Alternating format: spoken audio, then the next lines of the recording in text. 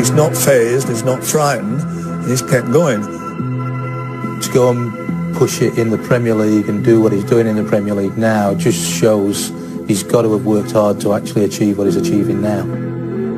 To come from the humble beginnings of playing at Stockbridge youth team, to get to where he is, it must be an inspiration. He's seen the grounds where there's a little old lady making a couple of cups of coffee every now and again, and he's now playing in a stadium that's full to capacity every week, and he must be pinching himself. He scored again! Jamie Vardy! He's done it yet again! 7 games running! This is Jamie Vardy! 10 out of 10! It's 11! It's heaven for Jamie Vardy! Good delivery, Matt, good delivery! Stockbridge Park Steels play their football in the Northern Premier League First Division. Jamie Vardy began his career with them in 2003, 7 levels below the Premier League. A year earlier, aged 15, Vardy had been released by his childhood club, Sheffield Wednesday. I thought that was it straight away. I'm not going to lie to anyone. It was literally a kick to the teeth. Obviously, I've supported him all my life. Get released by him, and straight away I just thought, that's it. Obviously, if they release me, then football's not for me. Did that rejection at Sheffield Wednesday stay with you? Can you remember the time well, or do you sort of put it out of your mind? Nah, I just put it out of my mind. It happened at the end of the day, but that's made me the player that I am today, so I can't complain much. Jamie Vardy against Arthur Boris. 1-1. Powered home by Jamie Vardy. I was youth team manager, looking after and recruiting youth players. We played a game against Wickersley, a cup game, and they got a striker up front, busy player, fast, and I happened to say to my assistant, I wouldn't mind that lad in our team. And it turned out one of our players actually knew him. And so I managed to get a number for him, made contact with him. Wasn't easy getting him up to Stockbridge. He was showing a bit of loyalty to his pal who he was playing with at Wickersley. But after a bit of persuasion, managed to get him up. Had a meeting with him up here. His dad brought him up. We had probably a 20-minute meeting with him, and he agreed to sign for us. It was just for the Sunday League side at the start, and just obviously getting back to enjoying football. Didn't really think too much of it, just playing with mates really, and just kept kicking on from there, obviously playing in the reserves there. It was another 4 years before he would get a first-team chance. The chairman recommended him to me pre-season, so we invited him up to do pre-season with us, and I didn't even have to see him kick a ball. When I saw him running, and I just thought, you know, if this lad can play with the football, he's a great athlete. Started playing five-a-side after the back end of the training session, and you could see like the lad, he's a natural. First time I really heard of him, I did a pre-match interview with Gary Marrow, who was manager then, of course, and he told me he was putting this young lad in the first team called Jamie Vardy. I'd never heard of him before, but apparently he'd been scoring a lot of goals for the reserves. I came up and watched him that particular game, and he sort of stood out and had something special about him, played with no fear, you know. I think that was the start of it. His speed over 5 and 10 yards. Quite a few people have got speed over those distances, but he'd also got the energy to run all over the field and keep running, sometimes like an headless chicken, but not many people have got the both constituents which make a different player, really. All the time you were working as well at Stockbridge, what was that like? Hard, especially to get to training, and obviously after a full week's work, playing a game on a Tuesday night or a Saturday, it takes it out of you, but that's just part of the job, and how it was by then. What did the job involve? Making carbon fibre splints for disabled people with drop foot. So it sprung the toes up so that they could walk naturally, and yeah, it was a rewarding job, but it just got to the stage where it was giving my back a lot of jip. He probably come across and looked as though he could be bullied. You know, he was slight, he was skinny, and probably defenders looked at him. You know, your big Northern League defenders probably looked at him to an extent and thought, we've got one here that we can wind up and we can have his own way with, and it never materialised for him, because he were all for one for all, and he were stuck in, and he did make his challenges, and he certainly weren't afraid to mix it with the bigger boys, because obviously it were his first season as well in that sort of level. He'd played a bit of reserve team football, which is a bit different, and it was his first level sort of at semi-professional. And you know, he were not frightened and not fazed by anything really.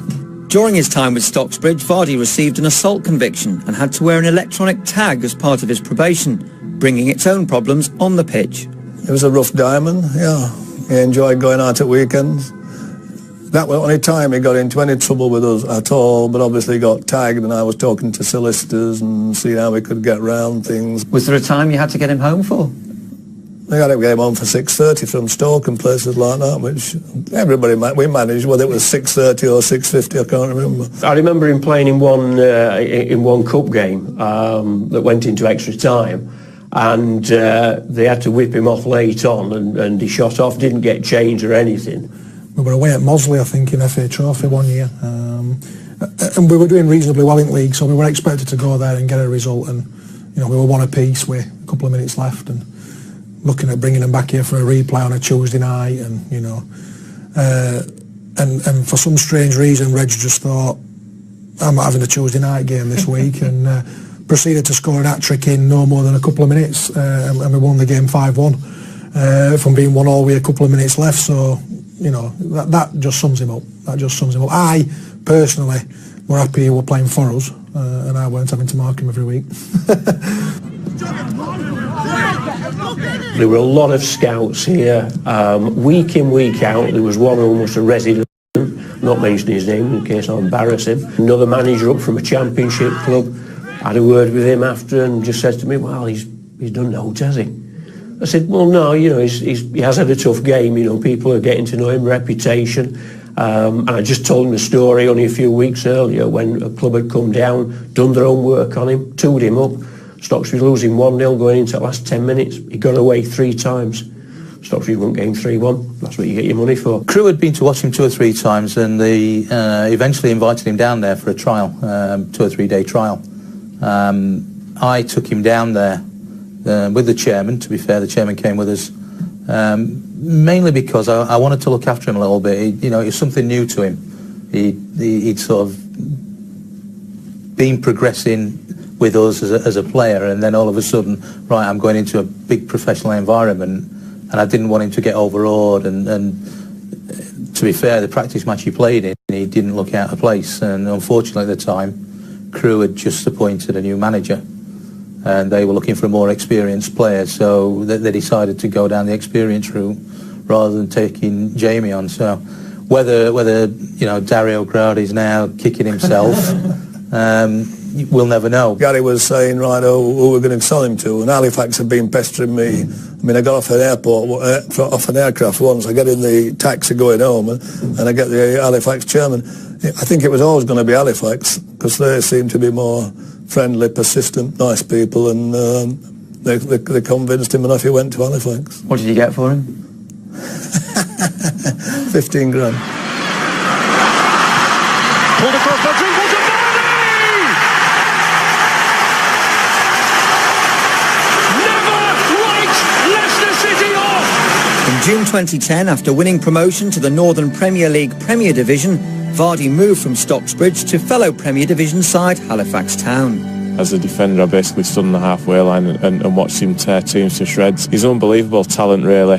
He came in with a little bit of a reputation, but you know, through his time with Halifax, he really knuckled down and worked hard and showed the kind of qualities that you see him week in, week out in the Premier League. We won the league comfortably, and we had other good players in the team as well. You know, James was obviously the standout player in that side. Halifax at the time were on their way back up, and Jamie Vardy played a big part in helping them get back up to where they are now, and I think Halifax played a big part in helping Jamie get to where he is now. Vardy is breaking through! Jamie Vardy! Astonishing!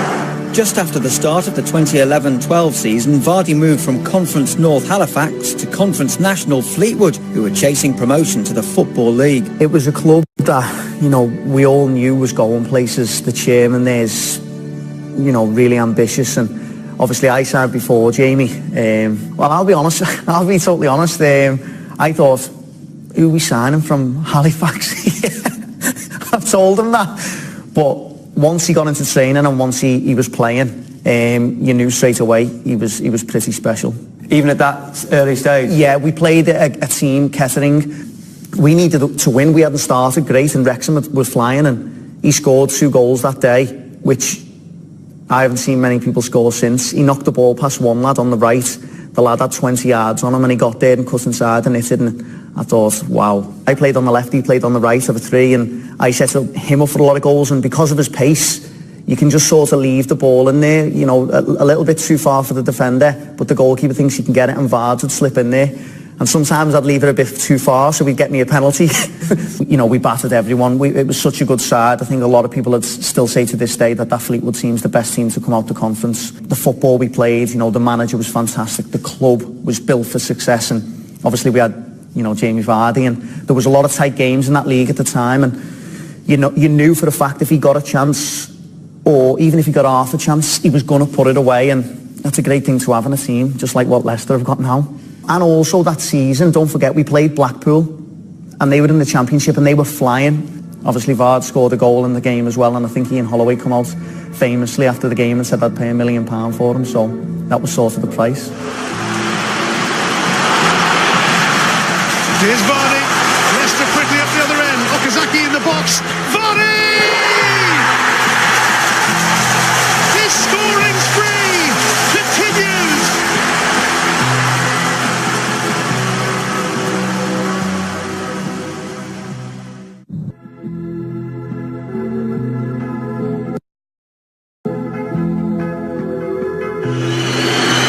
It's Vardy. It's 1-0 Leicester City. In just 2 years, Jamie Vardy went from the Northern Premier League with Stocksbridge to winning promotion to the Conference North with Halifax, before a third promotion from the Conference National with Fleetwood. And in May 2012, it was announced he was signing for Leicester, becoming the first non-league player to move for £1 million. I knew that there were a couple of bids coming in, but I didn't realise for how much. But literally, as soon as I finished the last game for Fleetwood, the chairman and the managers come over saying thank you, but you'll be moving clubs in the summer. And I was just like, oh, cheers. Obviously, I didn't have the best of seasons, which did put a few doubts in my mind. But Craig Shakespeare, Nigel Pearson, Steve Walsh had a nice sit down and just reassured me that this was where I should be, and that I can push on and go even higher. And I hopefully repaid that the season after, when we got promoted. Probably find it a little bit difficult to adjust to the Championship, and it took him a while to find his feet, but he eventually did, and you know, ever since then he's been fantastic for us. And the season we went up and got promoted, he was on fire. He was a constant problem for all the teams we came up against. I actually went to see him a couple of times that season, when he scored all the goals in the Championship. This is his second season, so only his third year in full-time football, and he played against QPR, who were favourites to go up, and he gets the ball, he knocked it past Dunny, and he left him, and I remember thinking, he's arrived here. Have you changed much since your days as a Stocksbridge player to the current player you are now? Not really. I've always been energetic, fast, bit of a pest, and to be honest with you, I think they're some of my strengths, so there's no point in changing the strengths you've got. It's just your weaknesses that you need to work on. Leicester City striker Jamie Vardy has earned a surprise call-up to the England squad for their friendly with the Republic of Ireland. Fine end of season form with Leicester has impressed England manager Roy Hodgson, and the 28-year-old is set for the first full England squad at the age of 28 is the latest chapter in the remarkable career of the Leicester forward, who was playing non-league football just 3 years ago. I was out shopping at the time, and I got a text message through saying that I'd been selected, and I just thought someone was having a laugh and a joke with me, to be honest with you. I rang a few people at the club up just to ask if it was a joke, and they just said no, it's deadly serious. So the holiday for that summer got put on hold. I went to watch him when I was at West Brom when he was playing for Fleetwood, and we didn't sign him, so I missed a big opportunity there 5 or 6 years ago. But when he broke into the team, we liked what we saw, not least of all, of course, his enormous energy, enthusiasm, work rate, desire. What about the summer? Are you having serious thoughts now about what that could bring? Yeah, obviously you've got to think about it. It's a big possibility, but I also know it's down to myself as well and my performances that I'm putting in for Leicester City week in, week out. So hopefully if I keep the performances up to the standard that I've set so far, hopefully come summer, then I might be on the plane. Riyad Mahrez, poked off of Vardy, he's in here! He's scored again! Jamie Vardy! He's on fire! Is it hard to adjust in a way to be a Premier League footballer and have so much attention on you?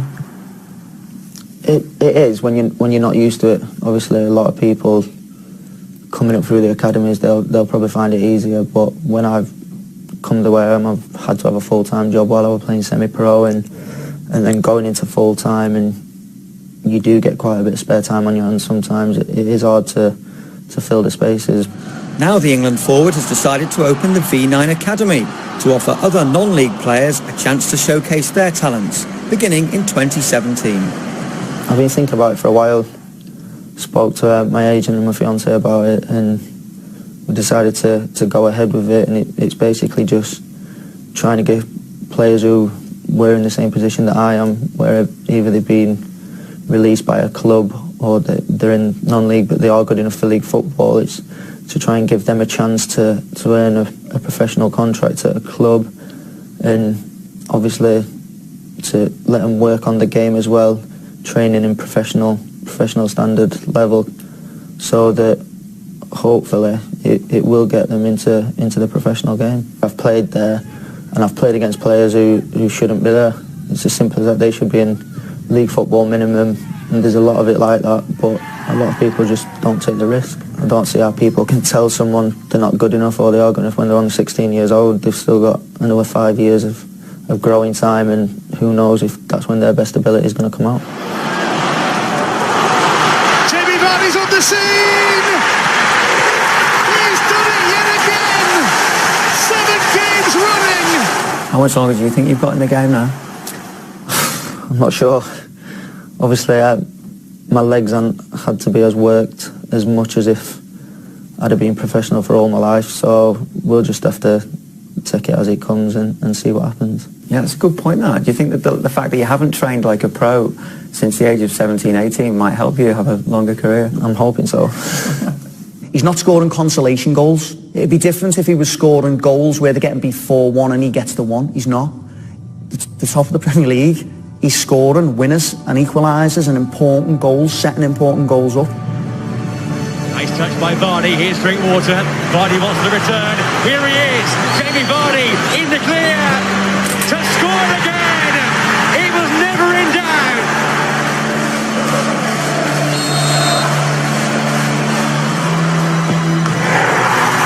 And that was emphatic. His remarkable run continues. He scores for the 9th match running in the Premier League. Each and every game was just eager for him to get a chance where he would score, and you'll get that chance, finish it, and the run kept going, and then you equalled the record. This is Jamie Vardy, history maker, 10 out of 10.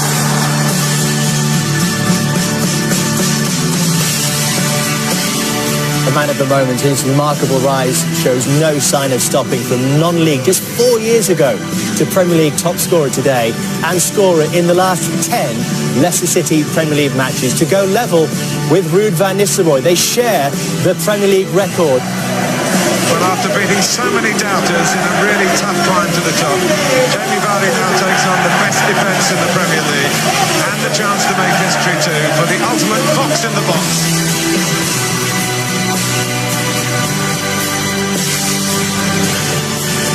Vardy tries to get the flick on, a real sight of goal.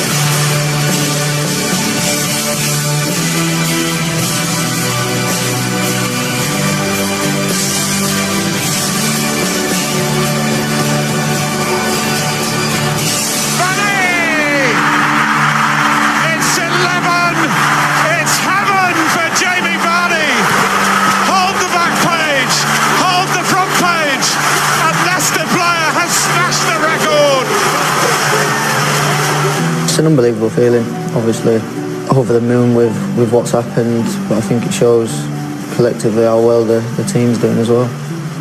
he broke it with a quite fantastic goal. It was a really, really good run, and he was under enormous pressure. And to make the run and then have the composure to get that strike away and be the goalkeeper of David De Gea's quality, I thought that said everything about him, really. It was a really nice way to break the record, because he broke it in such a way. I've always watched the Premier League since I can remember being able to watch TV, and to say he's going to be one of the names that's always going to be there probably for life. It's fantastic. It's a great boost for non-league players to see people like Vardy making the level, because there's a lot of lads non-league level that's been released by professional clubs, and sometimes the chins are on the floor, and I think that Vardy is an example. If you work hard, get your head down, you can still make it back to the pro level, and that's a massive boost for the lads. He can show them that if you get released at 16, don't give up. Keep on trying, go and play in the semi-professional game, learn the hard way, and you might get that opportunity again, because he's certainly taken the opportunity this time. It's the Stocksbridge time of your career, in some ways the fondest time as well, because it got you back into the game. Yeah, obviously I'll never forget it. It's as simple as that. And like you said, the lads who were there at the time were brilliant, and that's what I really needed to, like you said, to get back on the football pyramid. He got great enthusiasm. We used to train up here at Stocksbridge, and when it's on a cold Thursday night at Stocksbridge in February, it's cold. And Jamie was always first out onto the training pitch and last off it. So that really sums the lad up.